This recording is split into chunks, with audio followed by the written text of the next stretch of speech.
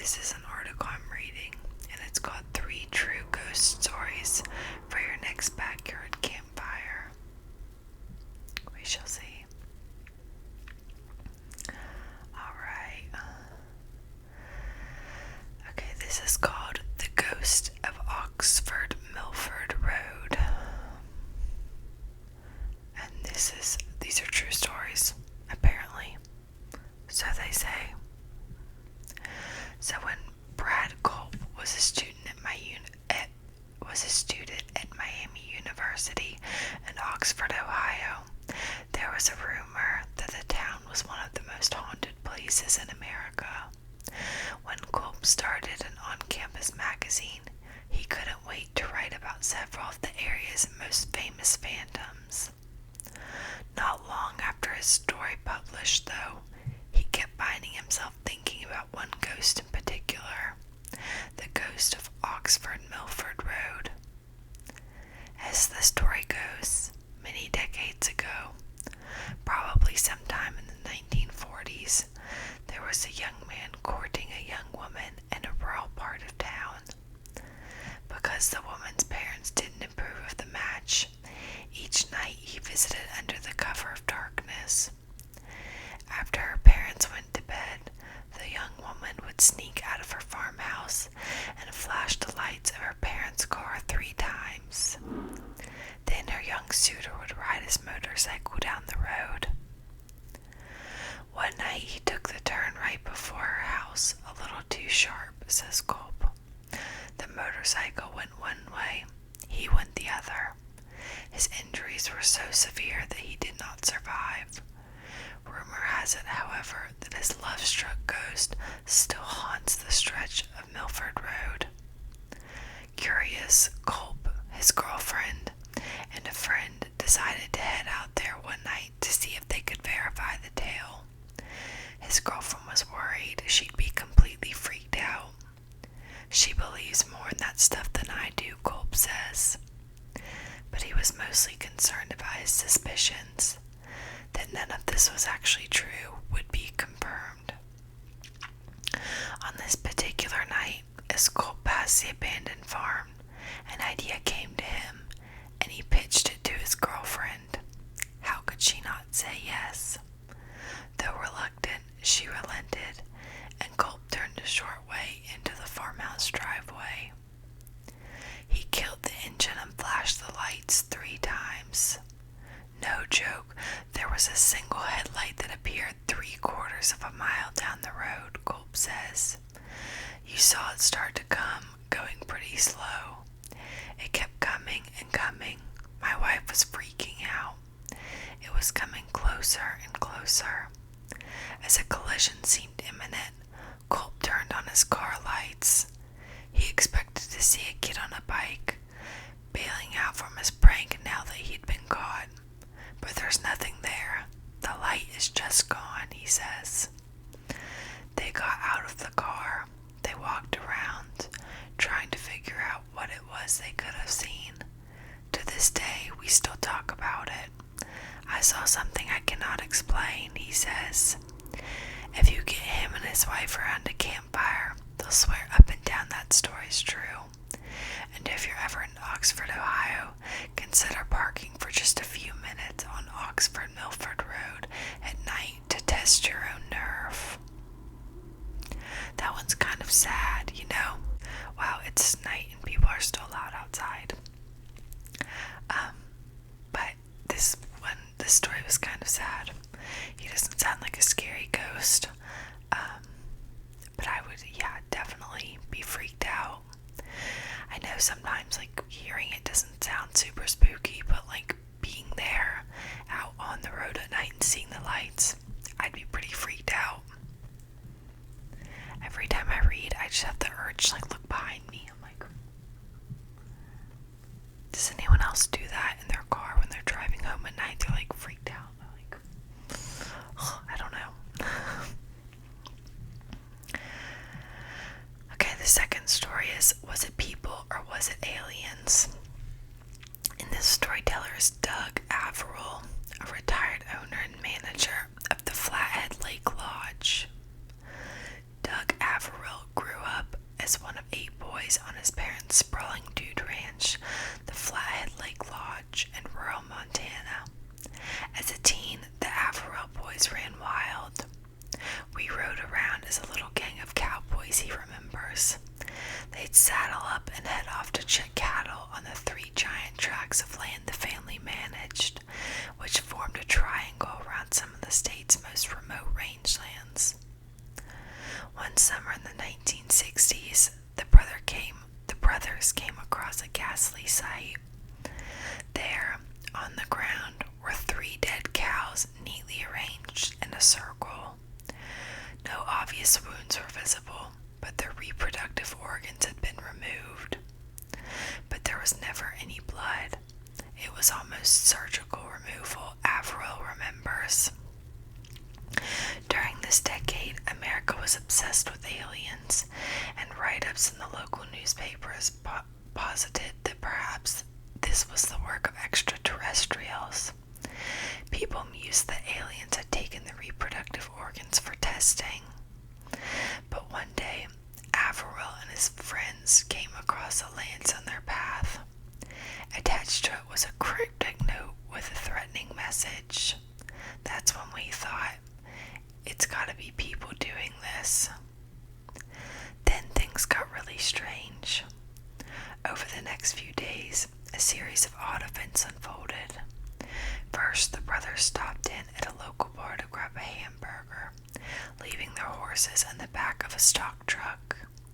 The horses were packed in tightly, and the Averills were only gone for a few minutes. When they came back, the horses packed in the middle of the truck was mysteriously out. Oh no, the single horse packed in the middle of the truck was mysteriously out, with no signs of struggle. We had no idea how they possibly could have gotten that horse unloaded without unloading all the others, he says. The next day, a new wrangler on the ranch fell off his horse and was badly injured. They'd all been riding together, but not a single other member of the crew saw the accident. It was the weirdest thing, Averill says. The man's injuries were so severe that he was left permanently disabled. Oh my gosh. Finally, the last terrible thing happened. An old camp cook drove out to meet the brothers and ride for a day, but when he arrived, the tailgate on his stock truck had somehow gone missing, even though it had been there when he loaded up. His horse, Betsy, had fallen out of the truck and been dragged behind the vehicle for who knows how long. Oh my gosh. They had to put her down on the spot. To be honest, it just killed him to see what had happened to Betsy. We probably should have put him down too, remembers Averill. Those 3 events were just boom, boom, boom. 3 things in a row that were so weird, all tied together, because they were right after we saw that spear, he remembers. 3 things, like the 3 dead cows left in a circle. Also, 3's like sometimes correlated to like holy things, like the Father, the Son, and like the Holy Spirit. So sometimes that's why 3's like a weird thing. Averill used to tell stories from that summer around the campfire quite a lot. But over the years he's gotten new stories, and so they've been shifted out of rotation. Besides, they're awfully grim. But he recently got a call about a downed bull, a buffalo. It was in one of the most remote parts of his ranch. A neighbor had seen a pack of 16 wolves, and normally wolves don't bother a buffalo, but 16 of them. I thought, well, maybe. He went to investigate. There, lying in a snow-covered field, was the bull. But there was no bullet holes or teeth marks or gashes on its corpse. Even stranger, scavenging animals and birds hadn't touched it. Not even the buzzards, which was really unusual, he says. One other thing was amiss. Its reproductive organs were gone, just like the cows. And there wasn't a single footprint in the snow around it, or anywhere along the mile-long walk into the ranch from the nearest road. Ask Averill whether he thinks he's dealing with aliens or humans, and he'll tell you he's pretty sure it's humans. But I'd rather it was aliens, he adds. After that summer back in the 60s, seeing what humans are capable of, he'd pick aliens any day. What do you guys think? Aliens are people? I kind of agree with him that I think this is just like the weird work of some people, but honestly, yeah, the things that people are capable of are like a lot creepier than what some it's like the probability of something bad happening to you by people is a lot more likely than like something happening by supernatural. Honestly, the things that creeped me out about this story was the guy falling off the horse and like being so injured that he was permanently disabled. I ride horses, and so I've had bad accidents before, so that's a real fear. And also the one about his horse like getting unknowingly dragged behind him in his car, that would break my heart. I mean, yeah, I would be so sick if that happened to one of my animals. That's really sick, if people are capable of that, but just kind of weird. So this last story is The Ghost of La Parva Ski Resort. And this storyteller is Drew Tabke. I don't know if I'm saying that right. Who is a professional skier. So throughout Latin America, you'll hear variations of the story of La Llorona, or the Wailing Woman. Sometimes she lost her husband. Sometimes she's lost her children. Sometimes it's both. But in La Parva, a ski spot in the Chilean Andes, the Wailing Woman is named Lola, and everyone in the area swears they knew her before she died. A local restaurant owner said he dated her, pro skier Drew Tabke says, adding that the ski patroller he heard the story from pointed at the exact hut where this tale takes place. The story starts on a nice day in the peak ski season. Lola and her young son plan to spend the day on the slopes. As can happen in the Andes, a thick fog rose up from the valley, which often precedes the arrival of a real storm.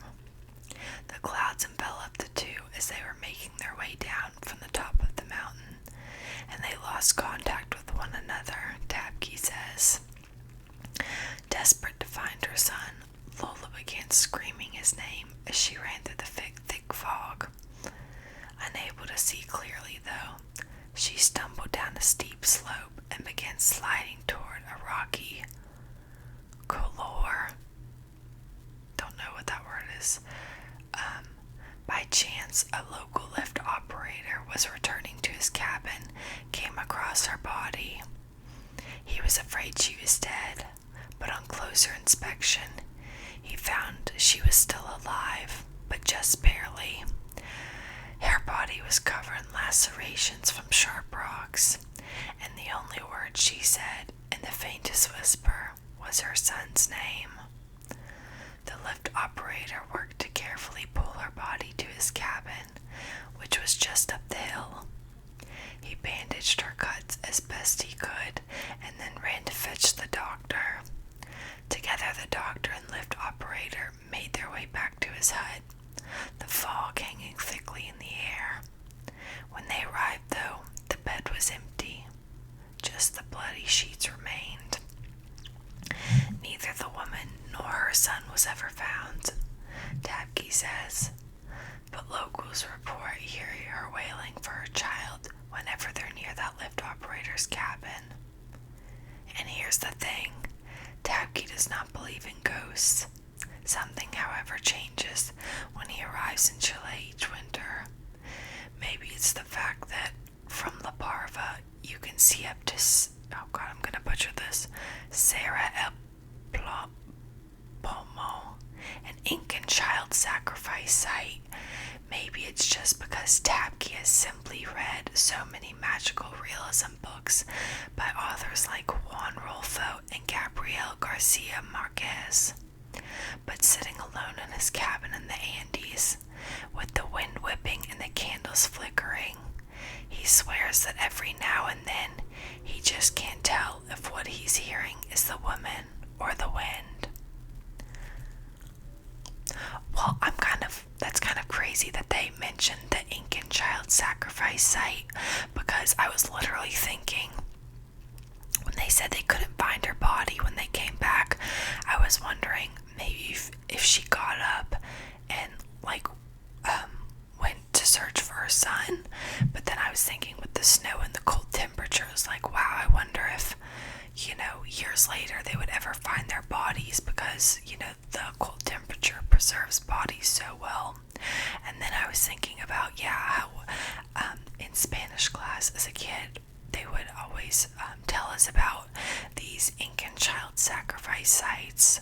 So then like 2 sentences later, when they mentioned that, it kind of freaked me out. Yeah, wow. Yeah, you wonder what happens, like was she even able enough to get up and go find her son?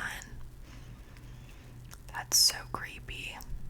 Yeah, I just remember in class once, like, one of our teachers showing us how they, retrieved a body from these child sacrifice sites, and, it was almost completely intact. It was, creepy.